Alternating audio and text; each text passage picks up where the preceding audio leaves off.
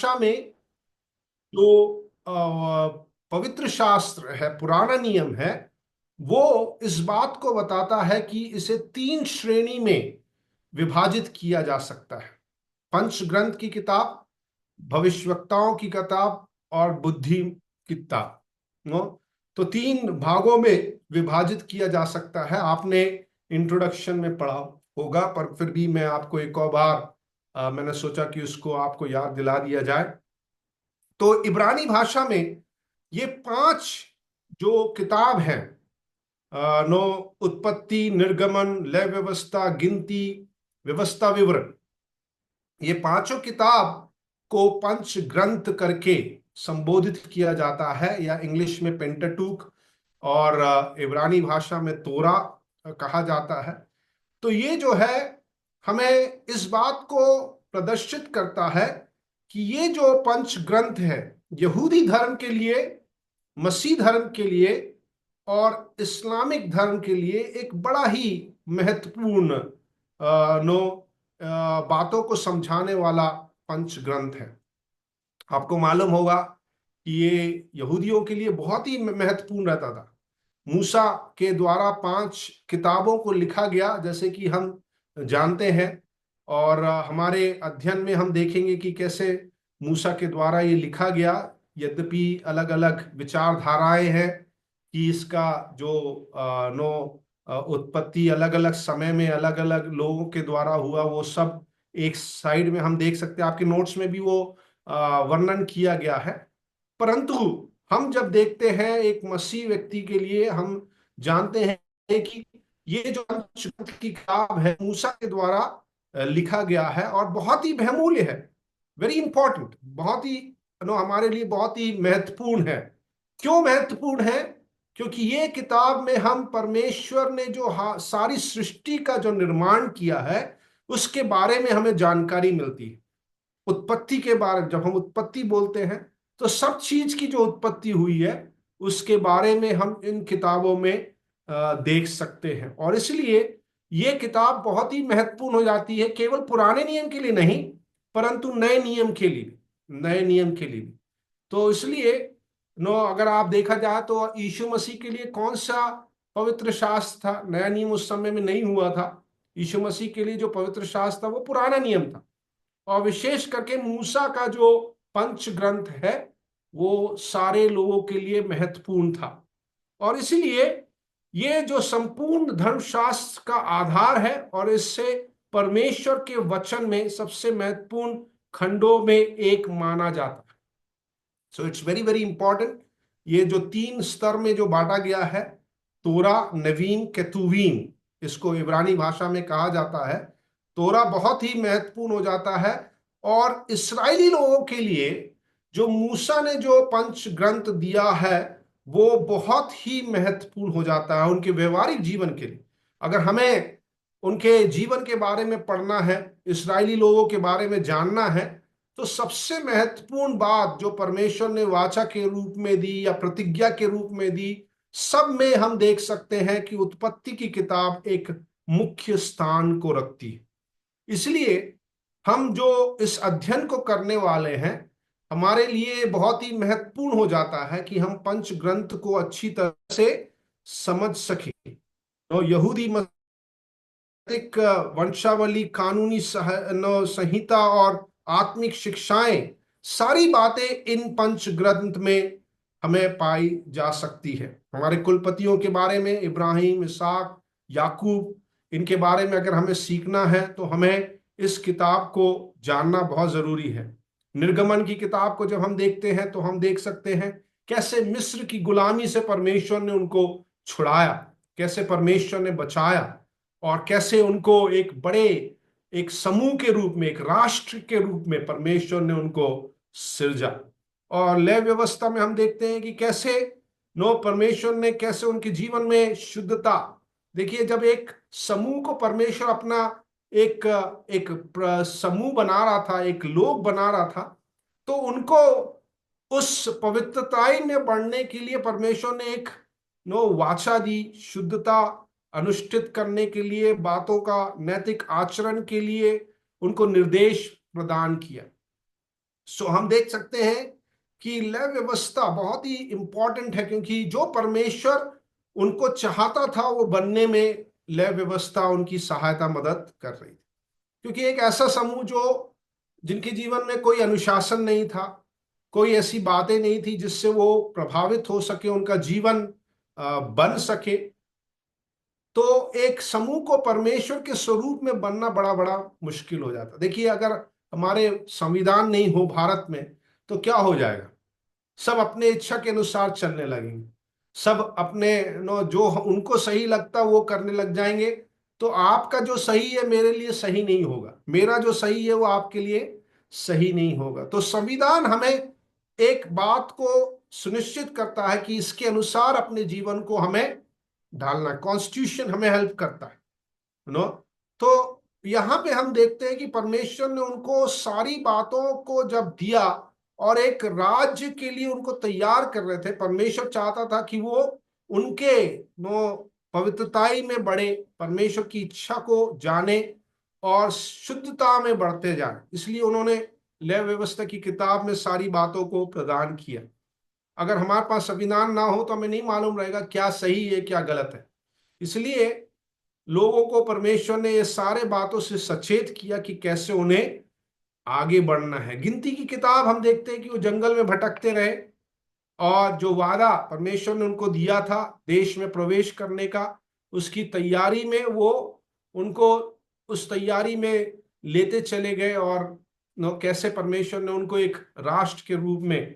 तो गिनती करना बहुत जरूरी है। जैसे कि हम जनगणना करते हैं, कभी भी इलेक्शन होते हैं, इलेक्शन के पहले सारे जनगणना होते हैं। आपको आपके घर में भी लोग आते हैं, कितने लोग हैं जो मतदान कर सकते हैं, कितने लोग हैं जो 18 वर्ष के आयु के ऊपर हैं। और ये सारी बातों को हम देख सकते हैं कि वो इस बात से हमें संबोधित करते हैं कि हमारे देश में इतने लोग युवावस्था में हैं, इतने लोग मतदान कर सकते हैं। तो गिनती करना बहुत जरूरी है। और वैसे ही हम देखते हैं कि इस्राएली लोगों को भी गिनती किया गया, ताकि उनको भी वो जो परमेश्वर ने राज्य दिया था उसमें पहुंचने के लिए क्या क्या करना है, क्या क्या जरूरत है, कैसे उनको आगे बढ़ना है, हर एक गोत्र को कैसे आगे बढ़ना है, उसके बारे में बहुत ही अच्छे रीति से बताया गया। फिर हम देखते हैं कि व्यवस्था विवरण वहां पे भी हम देखते हैं कि परमेश्वर ने जो आज्ञाएं दी थी उसको पालन करने के लिए और भी स्पष्टीकरण किया गया। निर्गमन की किताब में हम देखते 20वें अध्याय में परमेश्वर ने जो प्रतिज्ञा आज्ञाएं दी थी, 10 आज्ञाएं, उन आज्ञाओं को और भी स्पष्टीकरण करते हुए लोगों को संबोधित किया गया है, ताकि वो उन आज्ञाओं को और भी अच्छे रीति से पालन कर सके। तो ये एक संक्षिप्त में हम देख सकते हैं कि मूसा ने 5 जो किताबें हैं इस्राएली लोगों को दिया, ताकि वो अपने जीवन को परमेश्वर के मार्ग में सुनिश्चित कर सके।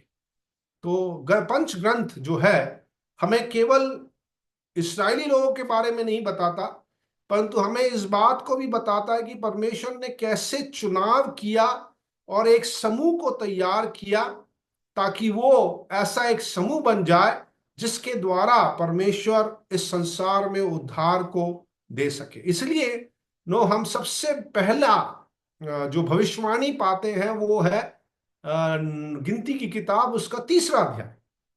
सबसे पहले जो भविष्यवाणी परमेश्वर के द्वारा जो की गई थी वो यीशु मसीह के बारे में। सबसे पहला जो भविष्यवाणी आपको मालूम होगा, उसको बोलते हैं प्रोटो इवेंगलियोन, या सबसे पहला सुसमाचार हिंदी में हम कह सकते हैं। तो सबसे पहला सुसमाचार जो हम पाते हैं वो कहीं और नहीं पाते हैं, गिनती की उत्पत्ति की किताब उसका 3रे अध्याय में पाते हैं। और वो भविष्यवाणी जो यीशु मसीह के बारे में परमेश्वर ने स्वयं की थी। तो हम देख सकते हैं कि उद्धारकर्ता के बारे में पहले ही सुसमाचार बता दिया गया था, और ये सारी बातें हम पंच ग्रंथ की किताब में देख सकते हैं। इसलिए हर एक विश्वासी के लिए हर एक विश्वासी के लिए पंच ग्रंथ की किताब बहुत ही महत्वपूर्ण हो जाती है। लोग सोचते हैं कि हमें पुराने नियम से कुछ लेना देना नहीं, हम तो नए नियम के वासी हैं। हम नए नियम यीशु मसीह के बारे में बताता है, तो हमें यीशु मसीह के बारे में ही सीखना जरूरी है। तो बहुत सारे लोगों का ऐसा विचारधारा है, इसलिए बहुत सारे लोग कभी भी पुराने नियम से प्रचार भी नहीं करते।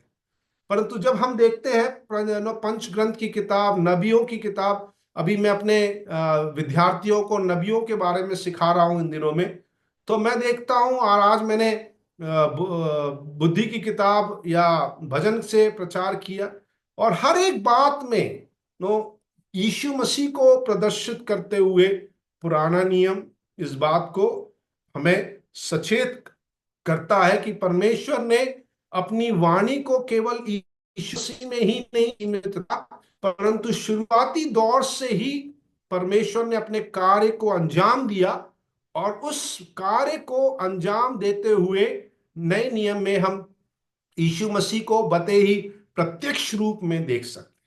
सो ये बहुत महत्वपूर्ण हो जाता है, और इसलिए मैं विश्वास करता हूं कि हम जो अध्ययन करने जा रहे हैं पंच ग्रंथ, हमारे लिए बहुत ही आशीष का कारण होगा अगर हम पूरे क्लास में बड़े सचेत के साथ बैठेंगे, बड़े ही इच्छा के साथ बैठेंगे, और परमेश्वर से कहेंगे, परमेश्वर हमारा सीखना केवल हम सीखने वाले नहीं, परंतु हम सिखाने वाले ही बन जाए, और परमेश्वर के वचन से हम दूसरों को भी सिखाने वाले बन जाएंगे। तो मैं विश्वास करता हूं कि आप लोग जब इस अध्ययन को करेंगे और परमेश्वर के वचन को गहराई से सीखेंगे, तो आप लोग भी परमेश्वर के वचन को सिखा पाएंगे।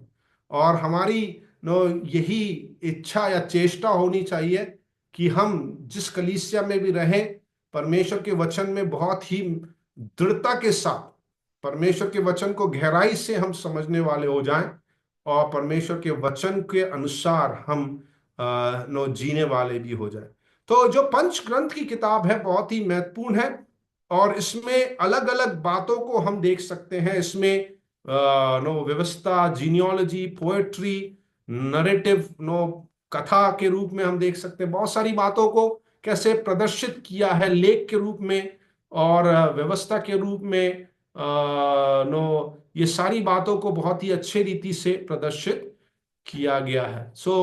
ये जो किताब है विशेष करके मूसा के द्वारा पांचों किताबों को लिखा गया, पांचों किताबों को लिखा, और हम इस बात को बहुत ही अच्छे रीति से देख सकते हैं कि परमेश्वर ने ही इस बात को पूर्ण रीति से समझाया है, पूर्ण रीति से हम लोग को समझने के लिए मदद किया है। तो हम जो देखने जा रहे हैं वो ये है कि किसने इस किताब को लिखा, कौन है इसका ऑथर या लेखक के बारे में हम अभी हमारे अध्ययन को देखने जा रहे हैं।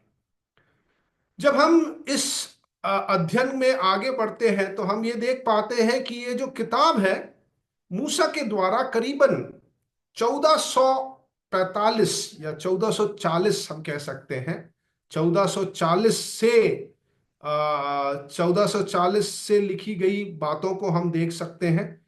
और इसमें मूसा बड़े ही अच्छे रीति से सारी बातों को स्पष्टीकरण करते हुए समझा रहे हैं, और ये बहुत ही अच्छे रीति से लोगों को समझाया जा रहा है। करीबन 1445 ईसा पूर्व। सो हमारा जो बाइबल है, हमारा जो पंच ग्रंथ है, वो एक दो साल में नहीं लिखा गया, नो अचानक से नहीं लिखा गया, परंतु जो परमेश्वर ने ऑलमोस्ट 1400-1500 साल पहले जो परमेश्वर ने हमें जो बातें दी हैं उसको हम इस किताबों में पाते हैं। और वही नहीं, उससे बढ़कर अगर आप जब निर्गमन के बारे में पढ़ते हैं, निर्गमन की किताब, तो मूसा ने करीबन जो सारे हमें बातें स्पष्ट करती है, वो इस बात को स्पष्ट करती है कि उन्होंने करीबन 1440 में, 1440 में इस पंच ग्रंथ को लिखने की चेष्टा करी, और उन्होंने ये पंच ग्रंथ उस समय में लिखा। तो हम देख सकते हैं कि ये जो पंच ग्रंथ की किताब है बहुत ही स्पष्ट रीति से इस बात को सुनिश्चित करता है कि ये 1440 में लिखा गया है, मूसा के द्वारा लिखा गया है। और इसमें बहुत सारी बातें इन द बिगनिंग, शुरुआत में जो हुई है उसके बारे में उत्पत्ति की किताब हमें सारी बातों की प्रदर्शित करता है। सो कैसे पूरा ब्रह्मांड का निर्माण हुआ, शुरुआत के पूर्वज कौन थे, पेरेंट्स कौन थे, परिवार कैसा हुआ, कैसे मनुष्य ने पाप किया, परमेश्वर के विरुद्ध में बलवा किया, कैसे परमेश्वर ने अब्राहम को बुलाया, कैसे परमेश्वर ने अपने छुड़ावे के कार्य को जो शुरुआती दौर में हम देख सकते हैं, उत्पत्ति की किताब में हम सारी बातों को पाते, सारी बातों को हम पाते हैं। यहोशू उसका 8 अध्याय उसका 31 पद इस बात को बताता है कि यहोशू जब जब नो ऑल्टर का निर्माण कर रहे थे, बिल्डिंग एन ऑल्टर, वो लिख रहे हैं कि written in the book of the law of Moses, मूसा के व्यवस्था में जैसे लिखा गया है उसके बारे में हम देखते हैं कि यहोशू 8वें अध्याय में, 8वें अध्याय के 31 पद में इस बात का उल्लेख कर रहा है। तो वहां पे भी यहोशू इन किताबों को मूसा की ओर केंद्रित करते हुए प्रदर्शित कर रहे हैं। यहोशू 1:7 वहां पे भी लिखा है कि जो मूसा ने जो व्यवस्था दी, कमांडेड बाय मोसेस, जो व्यवस्था दी, वहां पे भी इसका उल्लेख किया गया। सो हमारे पुराने नियम में ही हमें बहुत सारे ऐसे उदाहरण मिलते हैं जो इस बात को स्पष्ट करते हैं कि पुराना नियम या पंच ग्रंथ की किताब मूसा ने लिखी। तो आप इन पद्यांशों में देखेंगे तो आप देख सकते हैं कि मूसा की ओर केंद्रित करते हुए पंच ग्रंथ को दिखाया गया है। और उसके साथ साथ गिनती की किताब उसका 33 अध्याय 2 पद में भी हम देख सकते हैं। गिनती की किताब उसका 33 अध्याय 2 पद, यहोशू उसका 23 अध्याय 6वां पद, पहला राजा 2 अध्याय 3 पद, और मती की इंजील उसका 4 अध्याय 4 पद। सो आप पवित्र शास्त्र में ही इस बात को उल्लेख करते हुए देख सकते हैं कि पंच ग्रंथ की जो किताब है उसका जो लेखक है वो पवित्र शास्त्र में ही, मैंने आपको जो रेफरेंसेस बताए हैं वो हम देख सकते हैं कि पंच ग्रंथ में ही उसको संबोधित किया गया है मूसा को।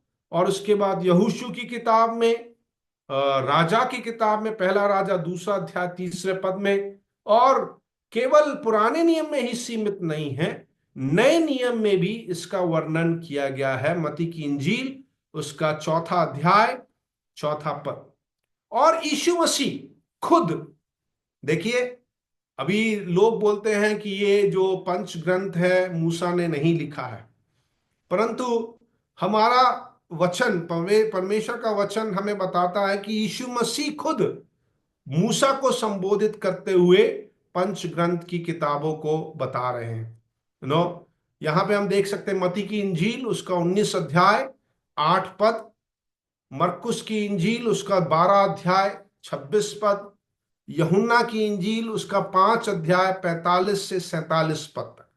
तो इन अध्यायों में, इन पदों में आप देख सकते हैं कि मूसा को ही ऑथर के रूप में या लेखक के रूप में पुराना नियम संबोधित कर रहा है, और यीशु मसीह भी संबोधित कर रहे हैं।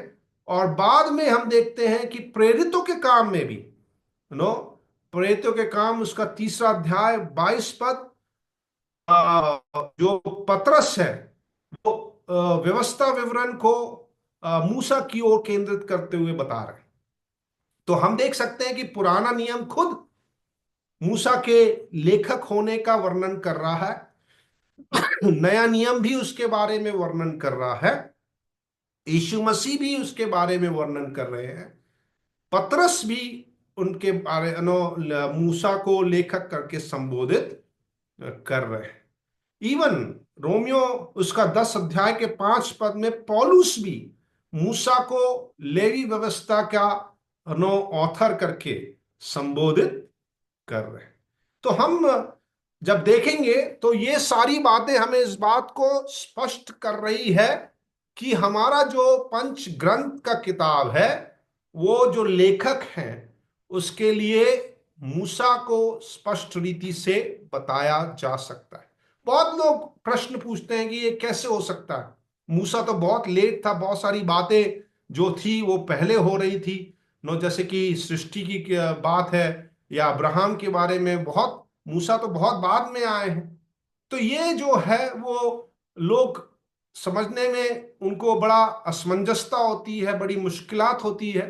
तो हमें ये याद रखना है कि मूसा एक अच्छा एक पढ़ा लिखा व्यक्ति था, और ये सारी बातें जो उस समय में नो ओरल ट्रेडिशन के रूप में, मौखिक रूप में भी एक दूसरे के साथ बांटी जाती थी।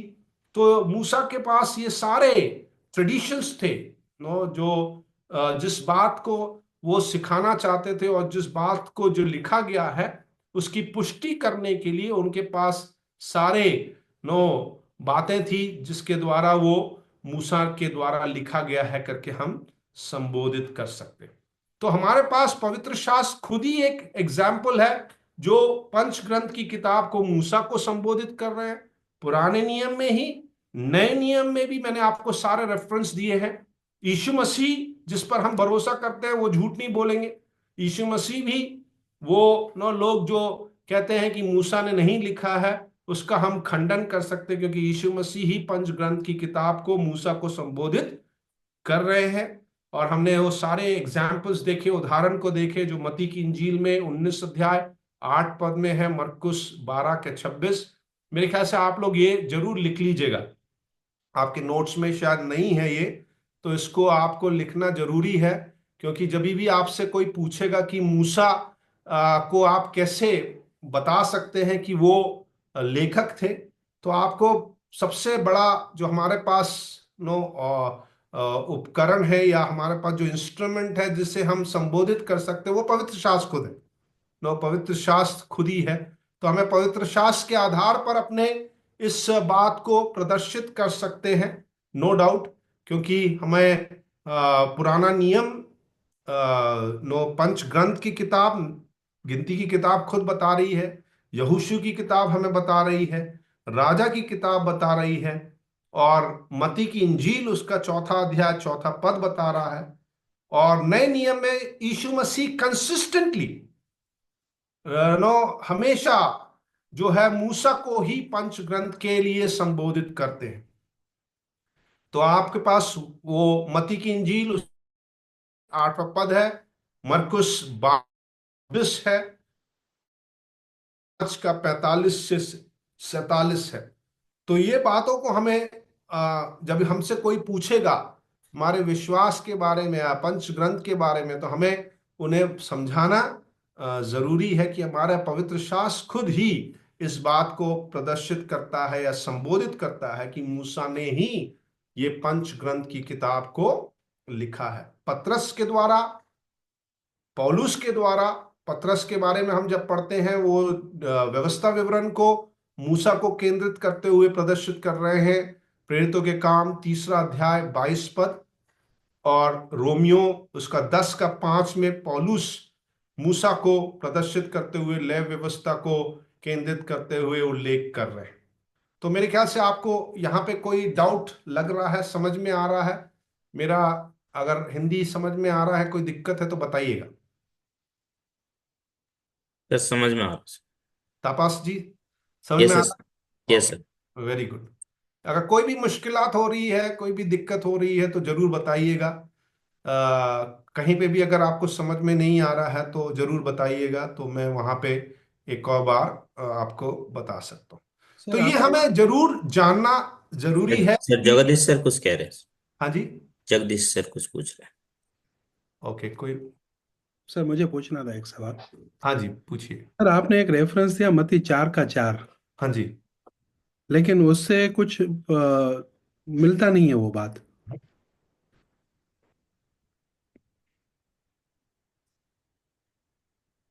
अच्छा, एक मिनट है।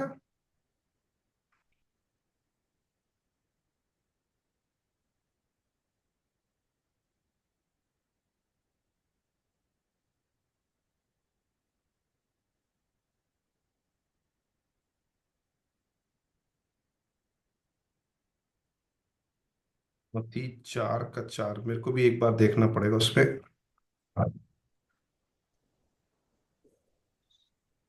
इसमें या यहाँ पे देखिए, वहां पे लिखा है, Jesus said to him again, it is written, you shall not put the Lord your God to test. Okay, if you are the son of man, command the stones to become loaf of bread. Okay, वहां पे लिखा है, but it is written, but it is written, कहां पे लिखा गया है? व्यवस्था व्यवस्था विवरण 8 का 3, जरा सा देखेंगे आप। जब यीशु मसीह कह रहे हैं इट इज रिटन, तो कहां पे लिखा गया है?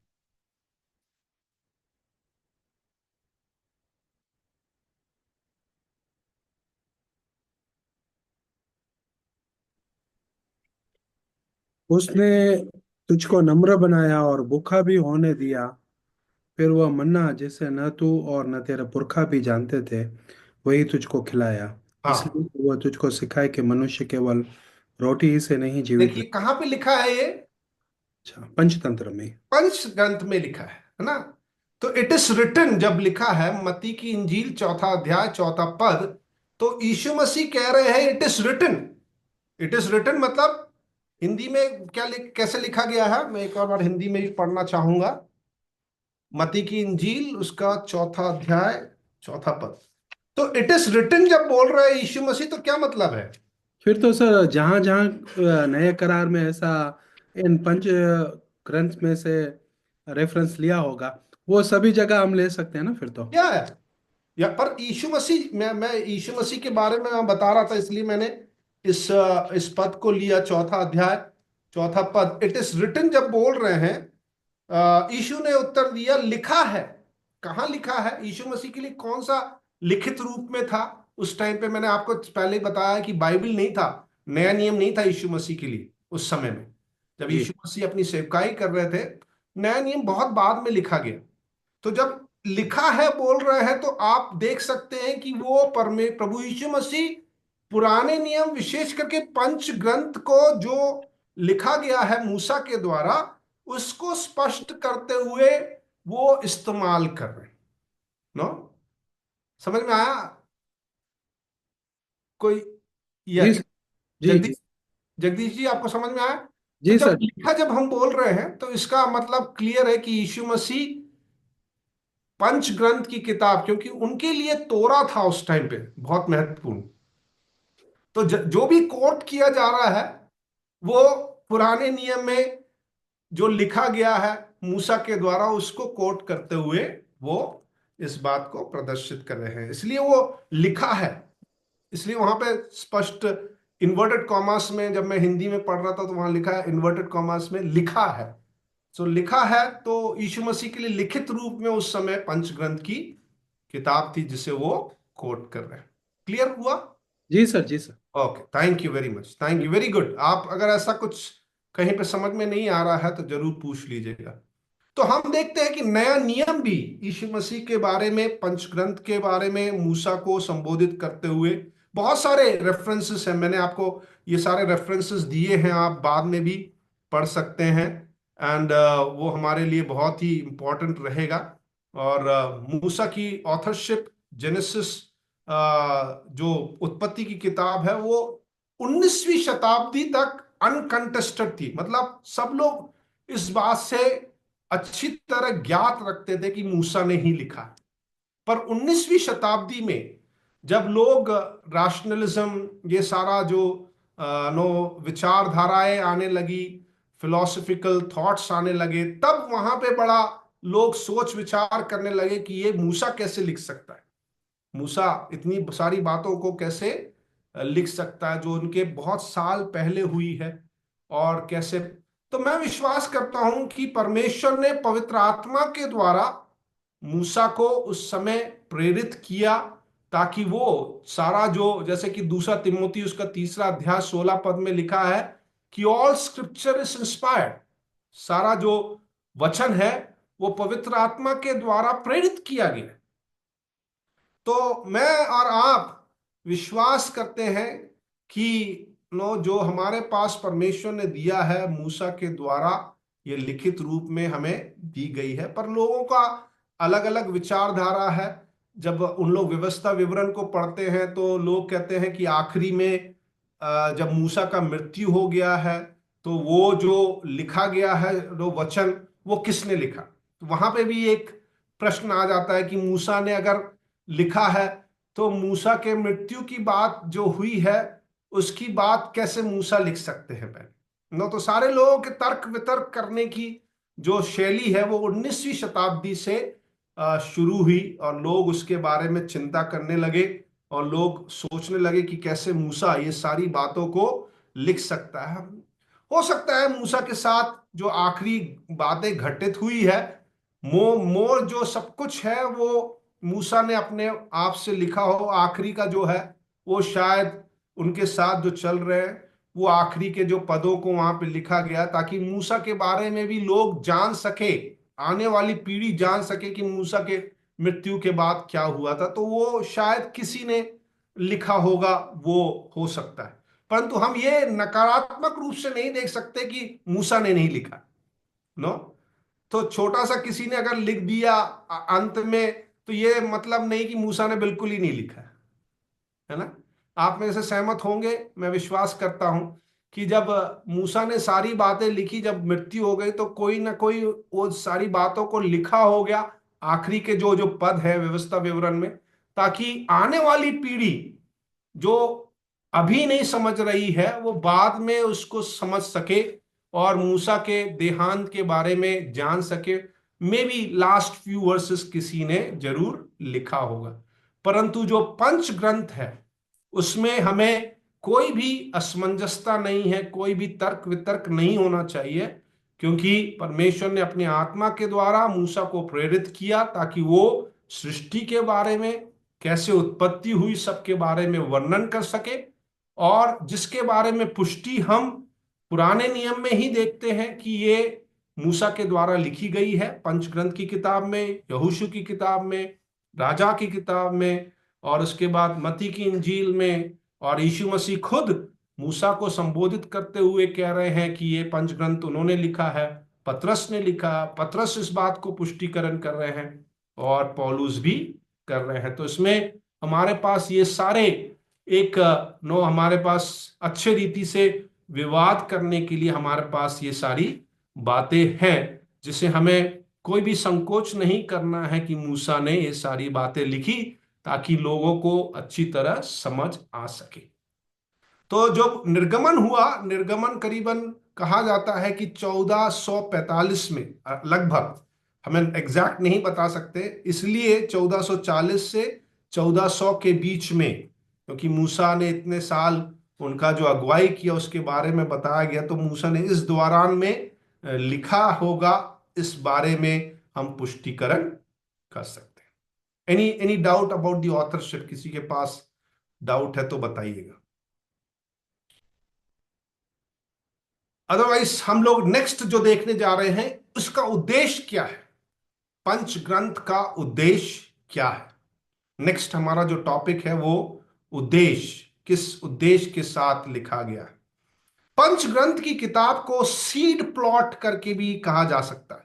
सीड प्लॉट, आपने देखा होगा एक प्लॉट में सीड डाला जाता है, बहुत सारे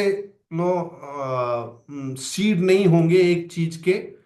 जैसे कि अभी किसी के पास थोड़ी सी जमीन है, फॉर एग्जाम्पल आपके पास किचन गार्डन है, आप बहुत सारी एक ही प्रकार का सब कुछ नहीं लगाते। आप थोड़ा सा हल्दी लगाएंगे, थोड़ा सा धनिया लगाएंगे, थोड़ा सा अदरक लगाएंगे, थोड़ा सा मेथी पालक, अलग अलग, क्योंकि हमारे पास बहुत सारा जमीन नहीं है, इसलिए हम थोड़ा थोड़ा सामान, थोड़ी थोड़ी सब्जियां लगाते हैं, है ना। आपके घर में भी मेरे ख्याल से जो अलग अलग स्थानों में रहते हैं, हमारे पास अगर बहुत बड़ा खेत खलियान ना हो, जैसे गन्ने का खेत हो, तो एक ही चीज को सारे जगह में लगाएंगे।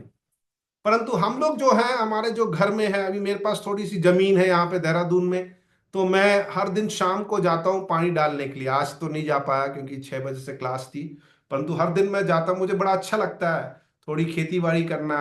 या खेत में जाके थोड़ा सा पानी आनी डाला, तो हमारे खेत में भी थोड़ा सा मूली है, थोड़ी सी धनिया है, थोड़ा सा पालक है।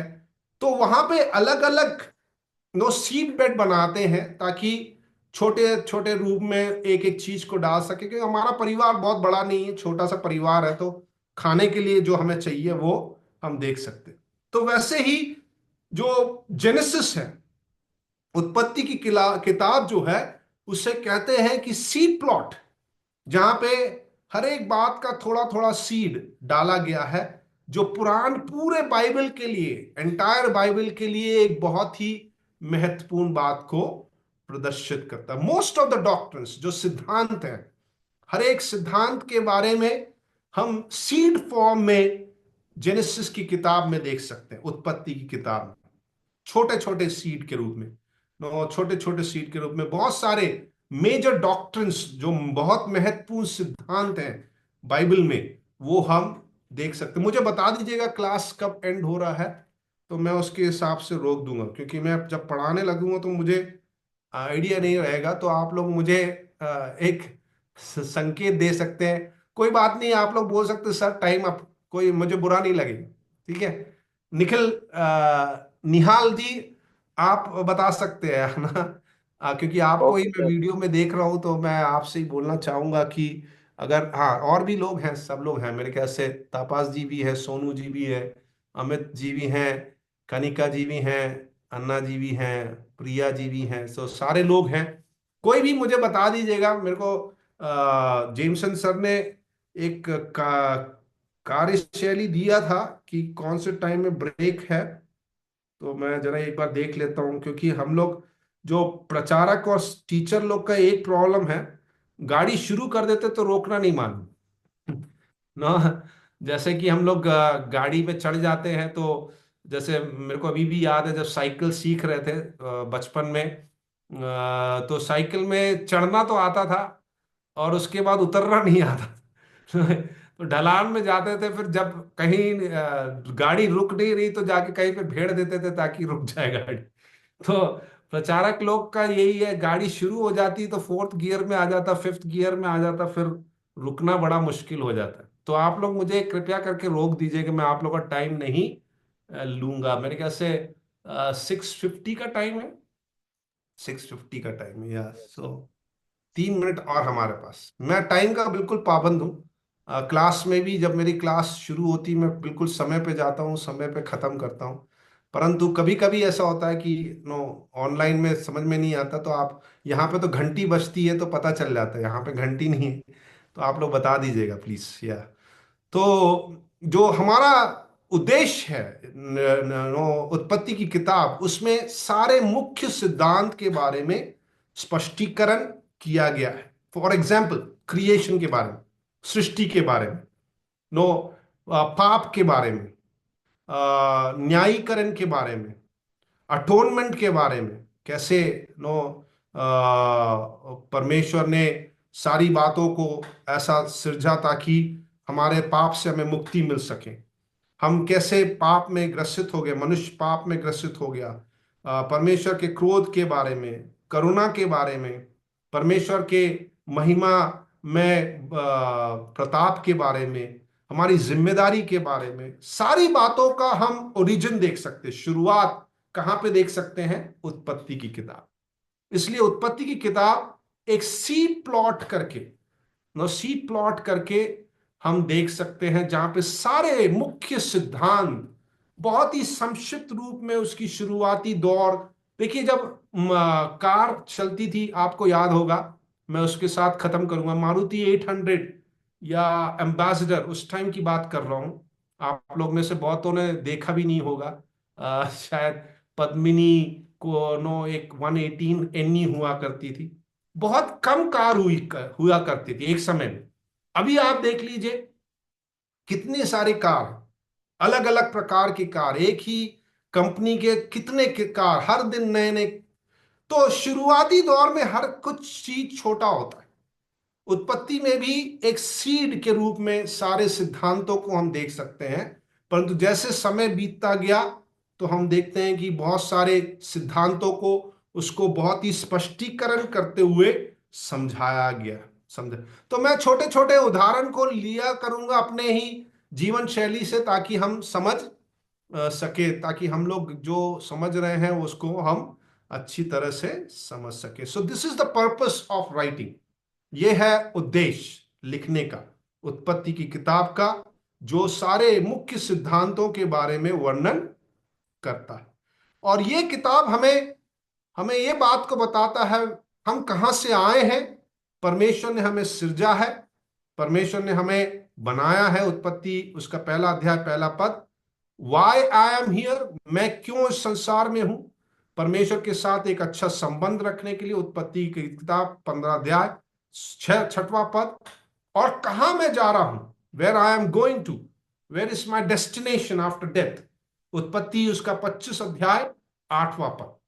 तो हम देख सकते हैं ये प्रश्नों को उत्पत्ति की किताब बहुत ही स्पष्टीकरण करते हुए समझाती है। कहां से मैं आया हूं, क्यों मैं यहां पे हूं, और कहां मैं जा रहा हूं। Where did I come from, why I am here, where am I going. तो ये 3 प्रश्नों को बहुत ही अच्छी रीति से उत्पत्ति की किताब हमें समझाती। तो मैं अभी यहीं पे खत्म करूंगा ताकि हम ब्रेक ले सके, और उसके बाद 10 मिनट के बाद फिर से हम ज्वाइन करें। Any doubts?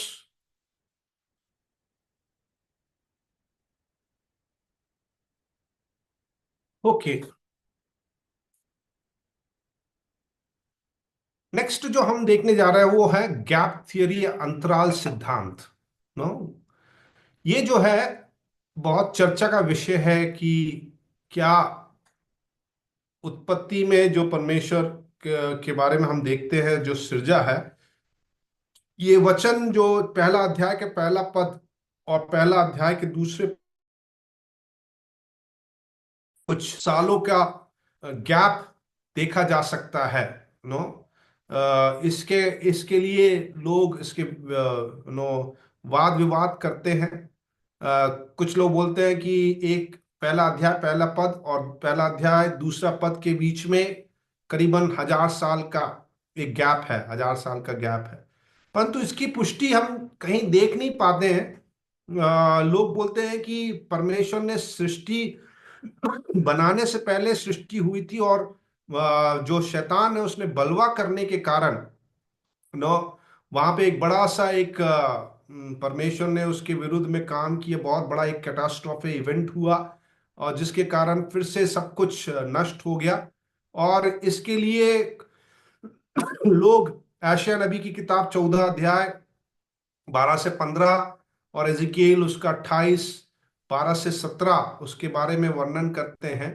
और ये गैप थियरी इस बारे में बताती है कि जो अंतराल में ये सारी घटनाएं हुई क्योंकि शैतान का पतन हुआ, क्योंकि उसने विद्रोह किया, और इसलिए एक बड़ा दुर्घटना वहां पे घटी, और जो परमेश्वर ने सृजा था उसको फिर से आकार उसका बदल गया। और ये एक गैप दोनों वचनों के बीच में पाया जा सकता है। तो इसके बारे में पुष्टि करी गई है, और लोगों ने ये अंतराल सिद्धांत का निर्माण किया है, अंतराल सिद्धांत का निर्माण किया है। परंतु देर आर मेनी क्रिटिक्स, इसके विरुद्ध में बोलने वाले भी बहुत हैं। और बहुत सारे जो इब्रानी दिव्य वैज्ञानिक लोग हैं, उन लोग बोलते हैं कि उत्पत्ति 1 का जो 2 है, कोई भी ऐसा डिस्क्रिप्शन नहीं देता कि अर्थ जो जो संसार है उसका कोई न्याय हुआ था, या उसमें कोई न्याय हुआ था, और न्याय के कारण ये हुआ।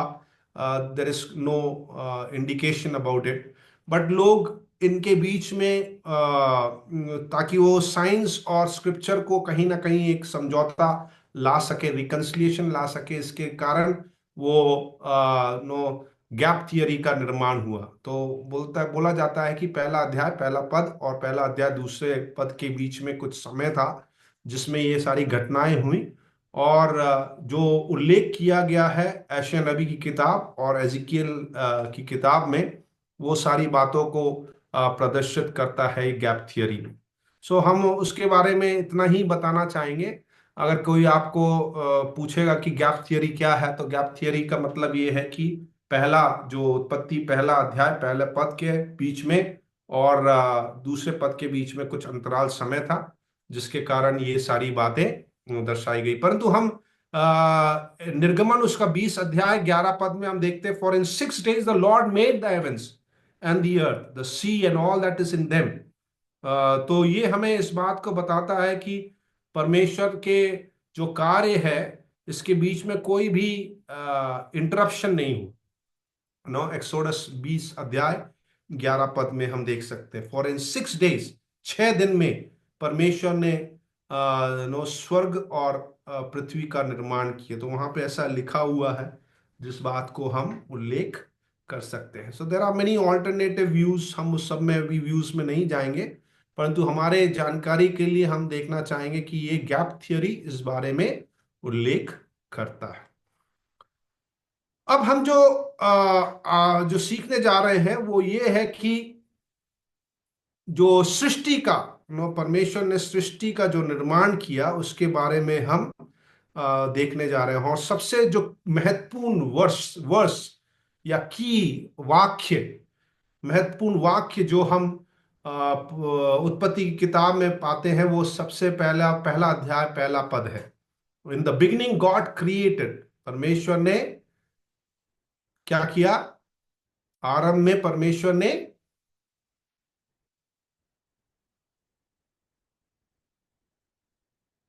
बोलिए बोलिए सृष्टि के सृष्टि, या God created the heavens and the अर्थ। क्या लिखा है? पहला अध्याय पहला पद, परमेश्वर ने लिखा है, आदि में परमेश्वर ने आकाश और पृथ्वी की सृष्टि की। आदि में परमेश्वर ने आकाश और पृथ्वी का सृष्टि की। यस। और जो दूसरा महत्वपूर्ण मैंने बताया था आपको, प्रोटो इवेंगलियन कहां पे पाया जाता है? उत्पत्ति उसका 3 अध्याय 15 पद। ओके, वहां पे लिखा है, and I will put an enmity between you and woman and between your offspring and hers, he will crush your head and you will strike his heel. तो वहां पे हम देखते हैं कि प्रोटो इवेंगलियन, सबसे पहला सुसमाचार, वहां पे जो हम पाया जाता है भविष्यवाणी के रूप में, वो यीशु मसीह के बारे में बता रहा है और किसी के बारे में नहीं, वहां पे हम पाते हैं। और तीसरा महत्वपूर्ण वाक्य जो हम देखते हैं वो अब्राहम के बारे में, जो परमेश्वर ने वाचा बांधी थी। उत्पत्ति की किताब उसका 12 अध्याय 1 से लेकर 3 पद, वहां पे लिखा है कि I will make you a great nation and I will bless you. मैं तुम्हें एक बड़ा क्या बनाऊंगा? राष्ट्र बनाऊंगा। और मैं तुम्हें आशीषित करूंगा, तुम्हारा नाम बड़ा करूंगा। No, so we find that these are some of the important verses. Genesis उसका उत्पत्ति उसका 50 का 20 में हम देखते हैं यूसुफ क्या बोलता है? तुमने मेरे हानि के लिए किया, परंतु परमेश्वर ने उसे क्या कर दिया? लोगों के जीवन को बचाने के लिए एक माध्यम बना दिया। सो हम देखते हैं कि ये बहुत ही महत्वपूर्ण किताब है जहां पे परमेश्वर ने सबसे पहले सृष्टि के बारे में प्रदर्शित किया, कैसे सृष्टि का उत्पत्ति हुई या शुरुआती दौर, उसके बारे में वर्णन करता है। उसके बारे में हम देखते हैं। फिर परमेश्वर ने प्रोटो इवेंगलियन, सबसे पहला सुसमाचार हम देखते हैं। फिर परमेश्वर ने जो अब्राहम के साथ वाचा बांधी उसके बारे में देखते हैं। फिर यूसुफ के जीवन में जो परमेश्वर ने किया। तो ये सारे महत्वपूर्ण घटनाओं को हम उत्पत्ति की किताब में देख सकते हैं। और इसके साथ ही मनुष्य का पतन, आपके नोट्स में भी लिखा है उत्पत्ति के बारे में, क्रिएशन अकाउंट पहला अध्याय दूसरा अध्याय में हम देख सकते हैं। उसके बाद मनुष्य का पतन 3 से 5 अध्याय में, और प्रलय, जल प्रलय के बारे में 6 से 9 अध्याय में, और उसके बाद फिर उसके बारे में जब लोग तितर बितर हो गए 10 और 11 अध्याय में।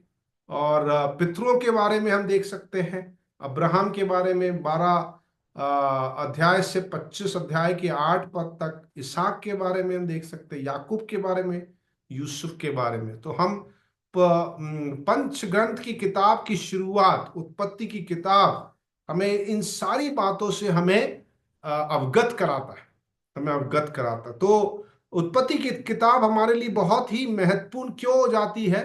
क्योंकि वो सारे ब्रह्मांड के बारे में जो परमेश्वर ने सृजा था उसके बारे में पहला अध्याय और दूसरे अध्याय में बहुत ही स्पष्ट रीति से उसका वर्णन करती है, और कैसे परमेश्वर ने पाप रहित मनुष्य को बनाया, सृजा, उसके बारे में वर्णन किया जाता है। और उसके बाद हम देखते हैं कि कैसे मनुष्य पाप में गिर गया, उसके बारे में बताया जाता है। कैसे पाप संसार में आया, उसके बारे में हम देख सकते हैं। फिर उसके बाद परमेश्वर कैसे सारी बातों को जो पाप बढ़ने के कारण परमेश्वर ने जल प्रलय नूह के जीवन के द्वारा हम देख पाते हैं कि कैसे परमेश्वर ने एक समूह को बचाया, जो परमेश्वर ने अलग किया था, क्योंकि सारे लोग पाप में ग्रसित हो गए थे। और परमेश्वर विलाप करता कि मैंने मनुष्य को क्यों बनाया, इतना पाप ग्रसित हो गया था जीवन में। सो पाप इतना ज्यादा हो गया कि परमेश्वर खुद बोलने लगा कि ये मैंने क्यों इन मनुष्य को बनाया। और यहाँ पे हम देखते हैं कि नूह के जीवन में परमेश्वर ने एक बड़ा काम किया, उसके परिवार को उस बड़े ही जहाज में से बचाते हुए फिर से मनुष्य के मल्टीप्लाई किया पूरे संसार में। फिर से लोग उनका जनसंख्या बढ़ गया। और फिर उसके बाद हम देखते हैं कि कैसे परमेश्वर ने अब्राहम के जीवन में कैसे परमेश्वर ने चुनाव किया, और सारी बातों को हम उत्पत्ति की किताब में देखते हैं। तो इसलिए अगर उत्पत्ति की किताब हमारे पास नहीं हो तो क्या होगा, बताइए। जस्ट इमेजिन मेरे साथ कि उत्पत्ति की किताब हमारे बाइबल में नहीं है तो क्या होगा। शुरुआत जगदीश भाई, शुरुआत ही मालूम नहीं होगी। शुरुआती मालूम नहीं हो, बिल्कुल सही। नो, अगर हमें अपने पितरों के बारे में जानना है, कैसे परमेश्वर ने उनको लेके आया, कैसे बचाया, तो अगर हमें उनके बारे में जानकारी नहीं होगी तो हम विश्वास में भी उतना स्थिर नहीं हो पाएंगे। नो, हमारे या आप नो विश्वास में आए या आपके परिवारजन विश्वास में आए, कैसे अगर हमें उसके बारे में जानकारी नहीं होगी, सृष्टि के बारे में जानकारी नहीं होगी, तो हम अपने विश्वास को स्थिर नहीं कर पाए। इसलिए उत्पत्ति की किताब बहुत ही महत्वपूर्ण हो जाती है। अगर उत्पत्ति की किताब नहीं हो तो हमें पूरा बाइबल समझने में बड़ा मुश्किल हो जाएगा, क्योंकि परमेश्वर ने सारे ब्रह्मांड की रचना करी। तो ब्रह्मांड की रचना करी मतलब क्या है? परमेश्वर सारे चीजों का सृष्टि करता। देखिए, पुराने नियम में जब हम पुराना नियम पढ़ते हैं तो उस समय में बहुत सारे सृष्टि के क्या बोलना चाहिए, सृष्टि के जो बहुत सारे पृष्ठभूमि में सृष्टि के रचना को हम देख सकते हैं। बाबुल की बाबुल के संदर्भ में भी वहां पे भी सृष्टि की रचना को हम देख सकते हैं। वहां पे भी ऐसा कहा जाता है कि बहुत सारे देवी देवता आपस में लड़ते रहे, मार्दुक सबसे उत्तम बन गया और तायमत को मारकर वो सर्वश्रेष्ठ बन गया। बाबुल के जो इतिहास में हम देखते हैं, उनका भी क्रिएशन स्टोरी है, उनका भी सृष्टि की घटनाओं को वर्णन किया गया है। परंतु वहां पे एक देवता दूसरे को मार के महत्वपूर्ण बन गया, और जो एक देवी को मारकर उसने पूरे ब्रह्मांड का रचना की और अपने आप को सिद्ध किया। हमारे परमेश्वर के साथ पुराना नियम बताता है कि कोई भी कॉम्पिटिटर नहीं था, कोई भी उनके साथ क्या बोलना चाहिए, कॉम्पिटिटर को हिंदी में क्या बोलेंगे हम, जैसे अरे धावक होते हैं, बहुत अरे सारे धावक, प्रतिद्वंदी या प्रतिद्वंदी। प्रतिद्वंद उनके साथ कोई भी प्रतिद्वंदी नहीं था कि वो अपने आप को सिद्ध करने के लिए दूसरों को मारना पड़े, नहीं। परमेश्वर खुद ही सर्वश्रेष्ठ था, सर्वज्ञ था, सर्वज्ञानी था और सर्वव्यापी था। खुद ही का निर्माण किया। कोई भी देवी देवताओं को पराजित कर कर अपने आप को सिद्ध करने की जरूरत नहीं पड़ी, और परमेश्वर ने सारी सृष्टि का निर्माण किया। परमेश्वर ने सारी सृष्टि का निर्माण किया। तो ये किताब में हम बहुत सारी बातों को देख सकते हैं। नो, सृष्टि के बारे में, पतन के बारे में, परमेश्वर की वाचा के बारे में, जो नूह के साथ बनाया, अब्राहम के साथ बनाया, मूसा के साथ बनाया, और कैसे परमेश्वर ने जो रिश्ता टूट गया था उसको फिर से पुनर्स्थापित करने की योजना बनाई। नो, मनुष्य का जो रिश्ता परमेश्वर के साथ था वो नष्ट हो गया, और परमेश्वर कैसे ये अपना एक बड़ा योगदान दिखा रहा है कि वो फिर से मनुष्य को प्रेम करता था। परमेश्वर ने फिर से नूह के साथ वाचा बांधी, अब्राहम के साथ वाचा बांधी, मूसा के साथ वाचा बांधी, और फिर से पुनर्स्थापित करने की योजना बनाई। सो परमेश्वर हमें उत्पत्ति की किताब में सिखाता है कि हमारे पाप में ही नहीं छोड़ दिया। नो, पाप से निवारण करने के लिए परमेश्वर ने एक रास्ता खोला, और यह था कि एक देश या एक राज्य का चुनाव हो, और परमेश्वर ने प्रतिज्ञा करी, एक वाचा बांधी, कवनेंट बनाया, ताकि वो नूह के साथ, अब्राहम के साथ, मूसा के साथ वो एक रिश्ता स्थापित कर सके, जिनके द्वारा लोग आशीषित हो सके, लोग आशीषित हो। तो हमारा जो उत्पत्ति की किताब है हमें एक न बड़ी आशा की किरण देता है ना? आशा की किरण हम कह सकते हैं कि आशा की किरण हमें देता है, जहां पे सारा अंधकार फैल गया था, पाप मनुष्य को ग्रसित कर दिया था, जहां पे कोई रास्ता नहीं दिख रहा था, वहां पे परमेश्वर ने फिर से वाचा का पुनर्स्थापना की, और नूह के साथ करी, अब्राहम के साथ करी, और मूसा के साथ करी। ये सारी बातें हमें पंच ग्रंथ की किताब में हम देख सकते, और उसके बाद इन पंच ग्रंथ की किताब में हम देख सकते कि कैसे व्यवस्था और खराईपन या पवित्रताई के बारे में ये बात हमें बताती है। और उसके बाद हमारा जर्नी ऑफ फेथ, विश्वास का जो यात्रा है, उसके बारे में हमें पंच ग्रंथ की किताब संबोधित करती है। तो ये जो है, ये बहुत ही वेरी वेरी इंपॉर्टेंट किताब, ये पंच ग्रंथ की जो किताब है बहुत ही इंपॉर्टेंट हो जाती है, क्योंकि ये हमारे लिए एक फाउंडेशन बन जाता है। अगर ये फाउंडेशन नहीं, अभी एक घर का निर्माण आप कर रहे हैं तो क्या करना पड़ेगा? सबसे पहले ऐसे ही अपन बनाने लग जाएंगे घर। चलो भाई, आज मेरे को मन कर रहा है घर बनाना है, तो मैंने ईंटें लेके आया और थोड़ा सा सीमेंट लाया, चलो दीवार खड़ी कर देते। नहीं, हम लोग क्या सबसे पहले क्या करेंगे? अच्छा एक नींव डालें, है ना? नींव डालती हूँ। निब डालना बहुत जरूरी है। अगर निब नहीं रहेगा तो वचन कहता है जब आंधी तूफान आएगा तो क्या हो जाएगा? हमारा जो घर है वो ध्वस्त हो जाएगा। तो इसलिए ये जो किताबें हैं हमारे एक आत्मिक जीवन के लिए, हमारे विश्वास के लिए महत्वपूर्ण बन जाता है, क्योंकि तब हम देख पाते हैं कि परमेश्वर जिसने सारे बातों को सृष्टि करी, अपने स्वरूप में मनुष्य को बनाया, अपने वचन के द्वारा सब कुछ, सब चीज का निर्माण किया, वो किसी प्रतिद्वंदी के साथ उसको अपने आप को प्रकट करने की जरूरत नहीं पड़ी, परंतु वो ही सर्वशक्तिमान परमेश्वर है जिसने सारे सृष्टि का निर्माण किया, और वही परमेश्वर लोगों को सही रीति से चलने के लिए मार्गदर्शन किया, व्यवस्था के द्वारा वाचा बांधी, ताकि उनको फिर से पुनर्स्थापित कर सके। तो ये सारी बातें हमारे विश्वास के लिए बहुत ही महत्वपूर्ण हो जाती है। जब तक हम इसको अच्छी तरह से समझेंगे नहीं तो हम परमेश्वर से और भी करीबी रीति से जी नहीं पाएंगे। इसलिए निब हमारा बहुत ही स्ट्रांग होना बहुत जरूरी। अगर हमारा फाउंडेशन अगर बहुत ही तगड़ा ना हो तो हमारे विश्वास की नैया अलग अलग समय में जब दृढ़ नहीं रहेगी, तो हवा आंधी आएगी तो हमारा जो जीवन है, विश्वास का जीवन, बहुत ही ध्वस्त होने के चांसेस बढ़ जाते हैं। इसलिए हमारे जीवन में ये जो पंच ग्रंथ की किताब है बहुत ही इंपॉर्टेंट है।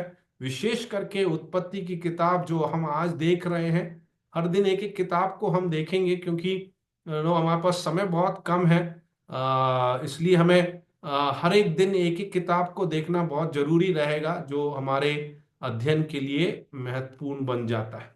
सो पहली बात हम जो देख रहे हैं, उत्पत्ति का जो स्ट्रक्चर है, प्रिमीवल हिस्ट्री, जो इतिहास है, पहला अध्याय से 11 अध्याय में जो पुराना जो इतिहास है, नो मूसा के समय में जो परमेश्वर ने जो परमेश्वर ने उनको प्रगटीकरण किया, शुरुआती दौर में जो शुरुआती इतिहास या प्रीमिवल हिस्ट्री जिसको हम कहते हैं, वो पहले से 11 अध्याय में हम देख सकते हैं। क्योंकि पहले अध्याय उसका पहला पद से लेकर दूसरा अध्याय उसका तीसरे पद में हम देखते हैं कि परमेश्वर ने सारी सृष्टि को 6 दिन में निर्माण किया या सृष्टि करी और 7वें दिन में आराम लिया। सो ये सारी बातें आपके नोट्स में भी लिखी गई हैं। आई थिंक आप उसको भी पढ़ सकते हैं।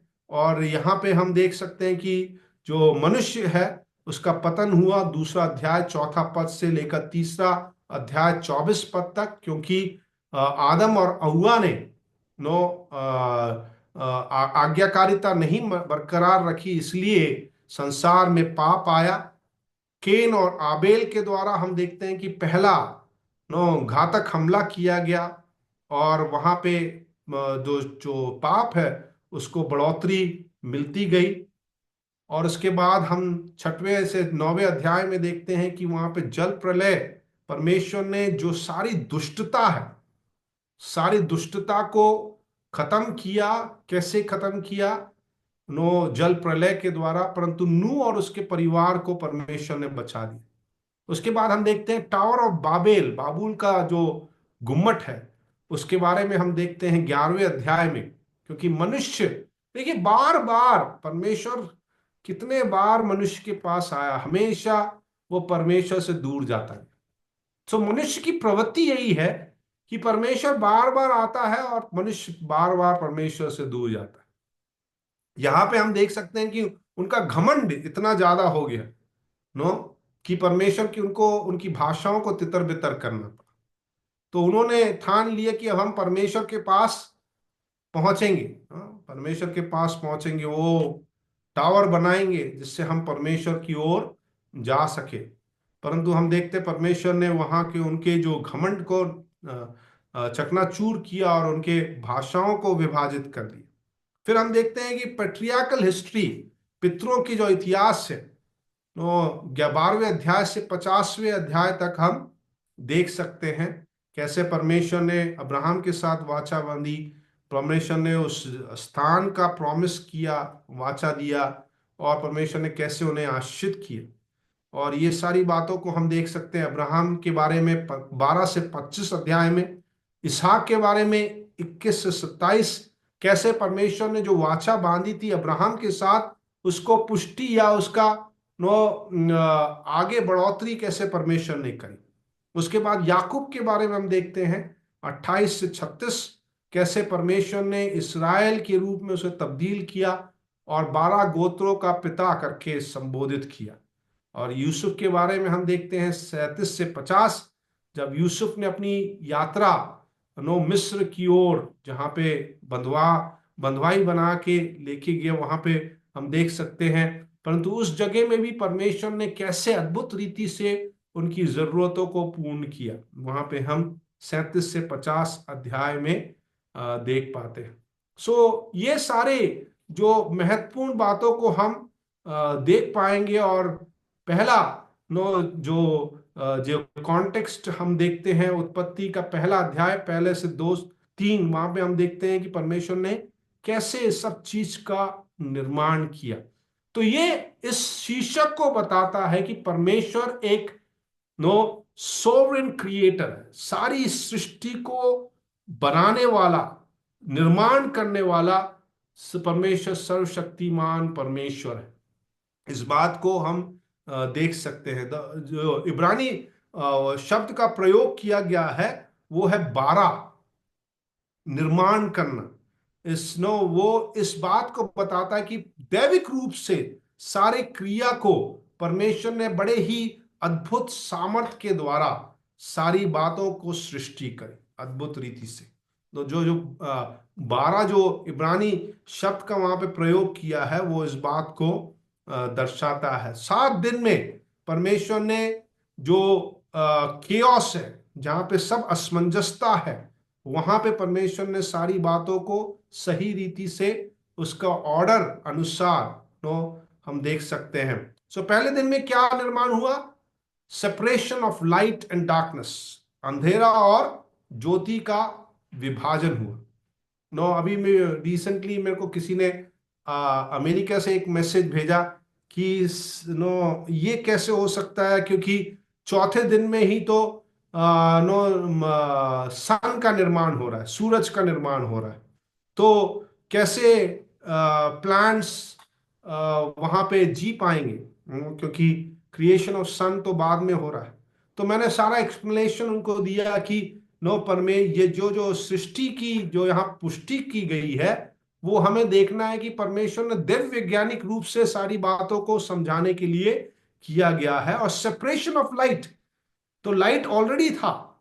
लाइट कौन सा किस तरफ का था हमें मालूम नहीं, परंतु वहां पे सेपरेशन किया गया। तो लाइट एंड डार्कनेस ऑलरेडी था, तो इसलिए ये सारी जो बातें हैं, जो डे 1, डे 2, डे 3, उसके बारे में हम देख सकते हैं कि कैसे इस बात को हम पुष्टि कर सकते हैं कि चौथे दिन में परमेश्वर ने जो किया है, creation of sun, moon and stars, वो टाइम कीपिंग के लिए किया, टाइम कीपिंग के लिए किया। सो परमेश्वर ने बड़े ही अद्भुत रीति से सारे चीजों का निर्माण किया। और सबसे महत्वपूर्ण जो पहला सृष्टि में जो सृष्टि का जो पद्यांश हम देखते हैं, वहां पे है परमेश्वर ने मनुष्य की सृष्टि करी। पहला अध्याय 24 पद से 31 पद तक हम देख सकते हैं, जो परमेश्वर की सृष्टि का पिनाकल है। सबसे उत्तम जो सृष्टि हम देख सकते हैं, वो 6वें दिन में हम देख पाते हैं परमेश्वर ने अपने स्वरूप में सारे चीज की सृष्टि करी। और the phrase God saw that it was good, परमेश्वर ने देखा कि सब कुछ अच्छा है। देखिए, जो सृष्टि परमेश्वर ने करी है, उत्पत्ति की किताब और अगर आप यशायाह नबी की किताब दोनों की तुलना करेंगे, तो वहां पे मनुष्य अपने देवी देवताओं को बनाने के बाद बोलता है अच्छा है, परंतु उत्पत्ति की किताब में आप देखते हैं कि परमेश्वर सारी सृष्टि का निर्माण करके कहता है कि अच्छा है।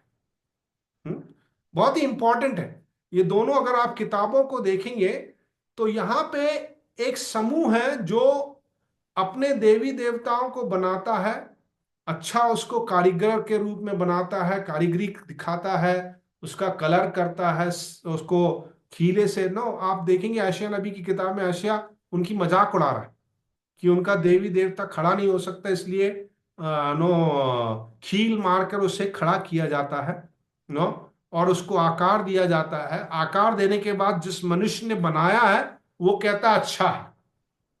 परंतु उत्पत्ति की किताब में ऐसा नहीं है। उत्पत्ति की किताब में हम देखते हैं कि परमेश्वर ने सब कुछ बनाया और परमेश्वर ने देखा कि ये अच्छा है। तो यहां पे दोनों जो किताब है, उत्पत्ति की किताब और यशायाह नबी की किताब, बाद में आप पढ़िएगा बहुत ही अच्छी रीति से, स्पेशली 40 अध्याय के बाद आप पढ़िएगा। 40 अध्याय के बाद वहां पे बाबुल के देवी देवताओं के बारे में खंडन करते हुए यशायाह नबी वहां पे लिख रहे हैं और वहां पे इस सारी बातों को संबोधित कर रहे हैं। तो हमारा परमेश्वर का वचन हमें सिखाता है कि मनुष्य ने नहीं निर्माण किया परमेश्वर का, परंतु परमेश्वर ने निर्माण किया, सब कुछ बहुत ही अच्छे रीति से बनाया और बनाने के बाद बोला कि ये अच्छा है, अच्छा है। तो हमें इस बात को पुष्टि मिलती है उत्पत्ति की किताब से कि परमेश्वर ने सारे चीजों का निर्माण किया, मनुष्य का भी निर्माण किया, जो सृष्टि का सबसे उत्तम या पिनाकल ऑफ क्रिएशन कहा जा सकता है, पिनाकल ऑफ क्रिएशन, क्योंकि परमेश्वर ने अपने सृष्टि में अपने स्वरूप में हमें बनाया। तो इस बात को हम देख सकते हैं एंड वो हमें बताता है कि God saw that it was good, repeatedly it is been used. ये बार बार उसका उल्लेख किया गया कि परमेश्वर ने देखा कि सब कुछ बहुत अच्छा है। Affirming the perfection of creation. तो जब परमेश्वर कह रहा अच्छा है तो क्या मतलब है? जब हम कुछ जब केक बनाते हैं, हमारी बहन लोग केक बनाते हैं। आज मेरी गिफ्ट बोल रही कि केक बनाना, मेरा बेटे का कल जन्मदिन है। वो अभी 10वीं में है। मेरी बेटी जो है वो अभी कंप्यूटर साइंस इंजीनियरिंग कर रही है, वो कारुण्या में। तो अभी वो आके गई, उसने भी केक बनाया। और अभी आज मेरी वाइफ बोल रही थी कि केक बनाना, मैंने कहा बनाइए आप, मैं तो अभी जा रहा हूँ क्लास के लिए। तो जब हम केक खाते हैं, अगर अच्छा तो हम क्या बोलते हैं? टेस्टी है तो हम बोलेंगे अच्छा है ना? जगदीश भाई बोलते हैं कि नहीं? जी सर, बोलते हैं। जगदीश भाई, आपकी शादी हो, विवाह हो चुका है?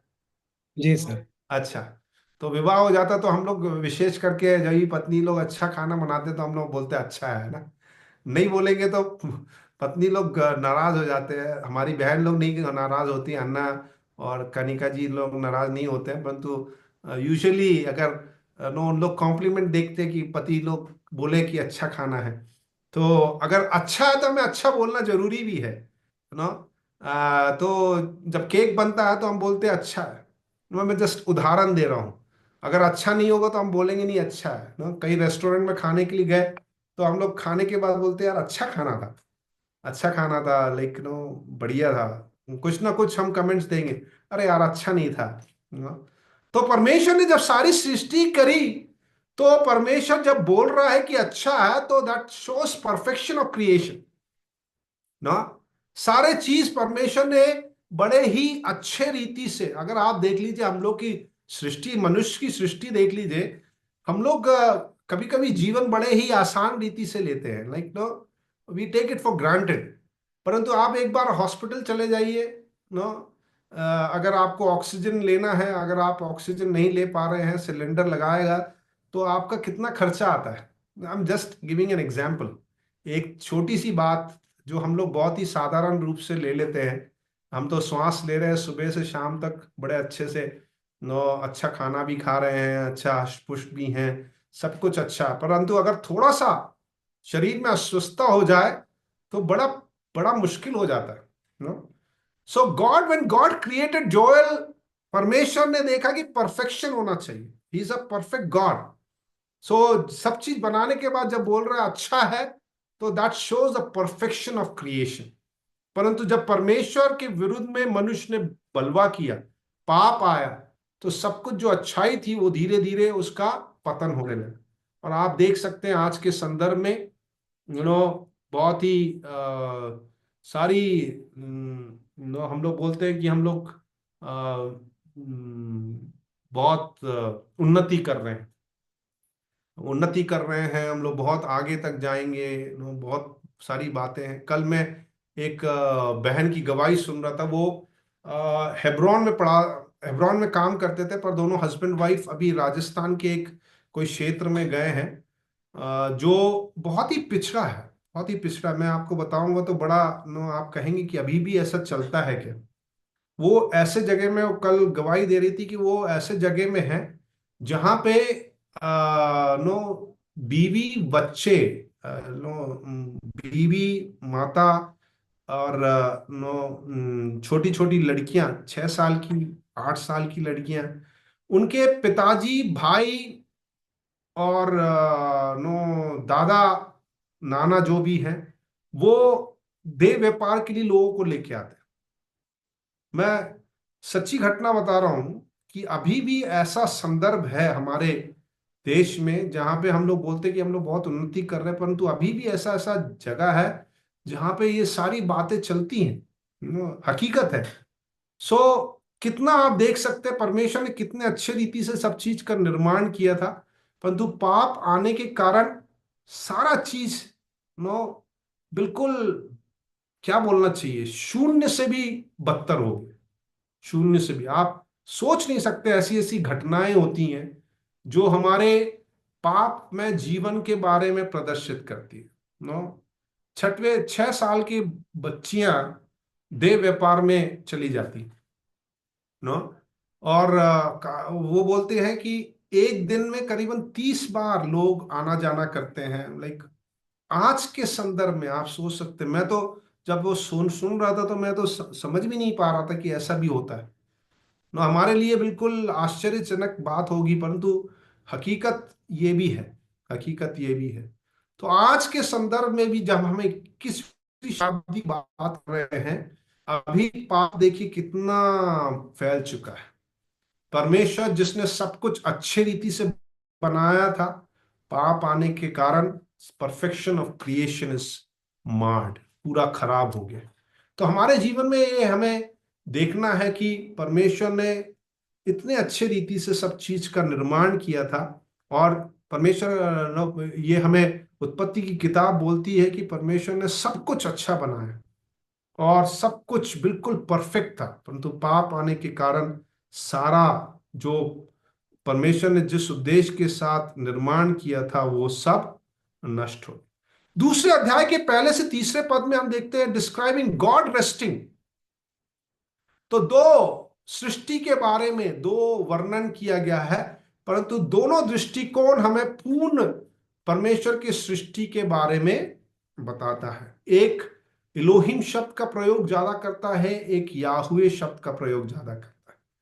इलोहिम शब्द का प्रयोग फर्स्ट जो क्रिएशन स्टोरी है वो करता है, और याहुवे जो नाम है, परमेश्वर के दो महत्वपूर्ण नाम हैं, इलोहिम और याहुवे, दोनों का प्रयोग दोनों क्रिएशन स्टोरी में किया गया है। पहले क्रिएशन स्टोरी में इलोहिम जो परमेश्वर जो सर्वशक्तिमान है, उसके बारे में वर्णन किया गया। सारा परमेश्वर ने सारी सृष्टि का निर्माण किया। और जो दूसरा जो क्रिएशन स्टोरी है, परमेश्वर बड़े ही व्यक्तिगत रूप से अपने आप को प्रदर्शित करता है, व्यक्तिगत रूप से प्रदर्शित करता है। और याहुवे शब्द का प्रयोग किया गया है, याहुवे शब्द का प्रयोग किया गया। तो ये हम देख सकते हैं कि दोनों बातों में, दोनों जो सृष्टि के कहानी है जिसका वर्णन किया गया है पहले अध्याय दूसरे अध्याय में, वो इस बात को बताता है कि परमेश्वर ने बहुत ही खूबसूरती के साथ सब चीज का निर्माण किया, और परमेश्वर ने कहा और सब चीज उत्पन्न हो गया। And God said everything was created. What a powerful word. हमारा परमेश्वर का जो शब्द है कितना सामर्थ्य है। तो हमें ये बताता है कि हम जिस परमेश्वर की उपासना करते हैं, जिस परमेश्वर के साथ हमारा संबंध है, वो परमेश्वर अपने वचन के द्वारा सब चीज का निर्माण किया। So what a privilege to worship such a God. तो ऐसे परमेश्वर की महिमा स्तुति करने का जो परमेश्वर ने हमें मौका दिया है, वो हमारे लिए एक सौभाग्य है। इतने संसार में इतने सारे लोग हैं, धनाढ्य लोग हैं, बुद्धिशाली लोग हैं, बहुत कुछ संपन्नता है उनके जीवन में, परंतु उनके जीवन में ये अवसर नहीं मिला कि ये परमेश्वर जिसने अपने मुख से जो वाणी निकली उससे सब जो सृजा है उसकी आराधना कर सके। So we are such a privilege people no. So उत्पत्ति की किताब हमें इस बात को प्रदर्शित करती है कि आप और मैं, ये सौभाग्य है हमारा कि हम इस परमेश्वर की आराधना कर सके जो सारे चीजों का निर्माण अपने वाणी से किए। इसलिए कहा जाता है कि आप और मैं अपने वचन का प्रयोग बहुत ही ध्यानपूर्वक करें। अगर आप टीचर हैं तो मैं आपसे कहूंगा, कभी भी अपने शिष्यों के लिए कोई भी अपशब्द ना कहें। मूर्ख है तू, कुछ नहीं कर पाएगा, अपने बच्चों के लिए भी ना करें। अगर माता पिता जो सुन रहे हैं, मैं आपसे कहना चाहूंगा कि कभी भी इन वचनों का प्रयोग ना करें, क्योंकि हमारे जो वचन है, जिस परमेश्वर ने हमें बनाया है, उस वचन के द्वारा सारी चीज की सृष्टि की है। तो हमारा वचन जो मुंह से निकलता है बहुत ही इंपॉर्टेंट है। हमें कभी भी ऐसे शब्दों का प्रयोग नहीं करना चाहिए जो हमारे शब्द उस चीजों को लागू कर दे। आप अपने बच्चों को कभी ना कहें मूर्ख है तू। बहुत सारे माता पिता लोग बोलते हैं, मुझे मालूम नहीं, अलग अलग शब्दों का प्रयोग करते हैं। मैं बोलना नहीं चाहता हूँ, शैतान का बच्चा है, बहुत लोग अलग अलग शब्दों का प्रयोग करते हैं। कभी भी ना करें। क्यों? क्योंकि परमेश्वर का वचन हमें सिखाता है कि हमारे मुख से जो निकली वाणी है वो निर्माण करने वाली वाणी। तो हमारे मुख से जो वाणी निकले वो ऐसा हो जो लोगों को, उनको नो और भी प्रफुल्लित करे, उनको बहुत ही आगे ले जाए। हमारे मुख से कोई भी ऐसा वचन ना निकले पाए जो हमारे जीवनों को या दूसरे के जीवन के लिए हानि पहुंचा सके। तो मैं आप सबसे अनुरोध करूंगा कि ये वचन के आधार पर हमारे तो हम जो ये सब सीख रहे हैं केवल हमारे दिमागी बढ़ोतरी के लिए नहीं सीख रहे। नो, हम क्यों सीख रहे हैं? क्योंकि हमारे जीवन में ये लागू होना चाहिए।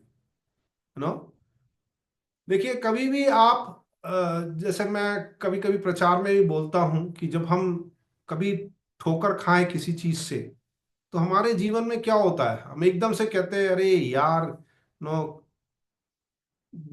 हमारा शैली बदल जाता है ना। कभी कभी आपने देखा होगा लोग जब टक्कर खाते हैं तो कभी कभी गाली गलौज कर देते हैं, कभी कभी अपशब्द कह देते हैं, परंतु हमें वो नहीं करना चाहिए। जैसे कि अगर आपका पाँव किसी चीज से टकरा गया तो आप उस जगह में परमेश्वर की स्तुति करें। नो, बहुत दिक्कत है, इट इज नॉट इजी। मेरे जीवन में भी पहले ऐसा होता था कि बड़ा मुश्किल जाता था, पर जब मैंने धीरे धीरे ये वचन का अपने जीवन में प्रयोग करने लग गया, मैंने देखा कि बहुत आशीष में जीवन हो गया। नो, तो हमारा जो सीखने का है वो केवल हम दिमागी रूप में नहीं रह जाए, परंतु हमारे जीवन में प्रायोगिक रूप से हमें ये जो किताब हम सीख रहे हैं वो हमारे जीवन में लागू होने पाए, हमारे परिवार में लागू होने पाए, हमारे बच्चों के जीवन में लागू होने पाए। तो जो वचन हमारे परमेश्वर ने जो दिया है, जो सृष्टि में परमेश्वर ने करा, वो बहुत बड़ा महत्वपूर्ण जगह को रखता है। तो इसलिए हमारे जीवन में भी जो वाणी है, बहुत ही ध्यान पूर्वक हमें उसको इस्तेमाल करना चाहिए। और ये जो सृष्टि की बात है वो हमें इस बात को बताती है कि हमें परमेश्वर के इमेज को हमारे जिम्मेदारियों में और हमारे रिश्तों में प्रदर्शित करना बहुत जरूरी। No, calls humanity to reflect God's image in relationships and responsibility। तो अब जो परमेश्वर ने हमें जो सृजा है, परमेश्वर ने अपनी सृष्टि अपने स्वरूप में जो हमें सृजा है, वो हमें एक सही रिश्ते में और हमारी जिम्मेदारियों में प्रदर्शित करना बहुत जरूरी। इसलिए मनुष्य को परमेश्वर ने क्यों सृजा था? परमेश्वर ने इसलिए सृजा ताकि वो सारे चीज की रखवाली कर सके। No, stewards of the things that God has given. इसलिए गांधी जी सही बोलते हैं कि जो सृष्टि है उसमें सब चीज की उपलब्धि कराने की क्षमता है, परंतु लोगों के नो लालचपन को खत्म करने की नहीं। नो, गांधी जी ने सही बोला, मैं इंग्लिश में बोलना चाहूंगा, the creation has enough to provide to the need of the people, not to the greed of the people. No, लोगों की जरूरतों को देने के लिए जो परमेश्वर ने सृष्टि करी वो है, परंतु उनके क्या है, ग्रीड, लालचपन के लिए नहीं है। तो बहुत ही सही बोला है। देखिए जब हमारा लालच बढ़ जाता है तो हम लोग क्या करते हैं, पेड़ों को साफ कर देते हैं। हम्म, हम उन्नति के नाम पे, अभी हमारे यहाँ पे जो ऑल वेदर